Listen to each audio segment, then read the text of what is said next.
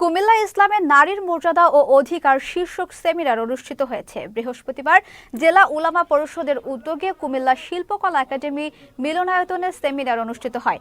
কুমিল্লা জেলা কওমি মাদ্রাসা সংগঠনের সভাপতি নুরুল হকের সভাপতিত্বে সেমিনারে প্রধান অতিথি ছিলেন হেফাজতে ইসলাম বাংলাদেশের মহাসচিব সাজিদুর রহমান।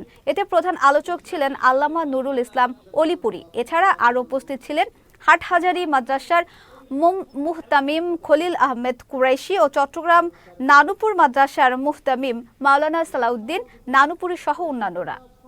নারী সংস্কার কমিশন যেই প্রস্তাবাদি পেশ করেছে, আমরা পরিষ্কার বলতে চাই, নারী কমিশন বলেন, কোনো দল বলেন, কোনো রাষ্ট্র বলেন, বাংলার মাটিতে কুরআন সুন্নাহ বিরোধী কোনো আইন করতে দেবে না। উলামায়ে কেরাম, হেফাজতে ইসলাম আমাদের প্রাণ থাকতে এই দেশে কোনো কুরআন সুন্নাহ বিরোধী আইন করতে দেওয়া হবে না। আমরা জীবন দেওয়া হলেও তা প্রতিহত করব। পরিষ্কার কথা।